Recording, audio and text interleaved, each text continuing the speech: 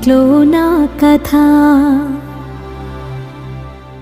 అంతేనేమో అంతేనేమో అంతులేని వేదనేమో ఆడపిల్లను కదా.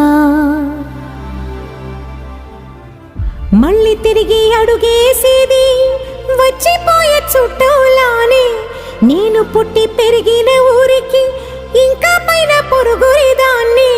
కట్టదాటి గంగ నేడు కంట పొంగెనే. ఎంత ఎంత యాతనో ఎంత గుండె కోతనో ప్రాణమోలే పెంచుకున్న పిచ్చి నాన్నకు. దూలమిరిగి భుజముపై పడిన పిడుగు పాటిది. ఇంత కన్న నరకమే లేదు జన్మకు.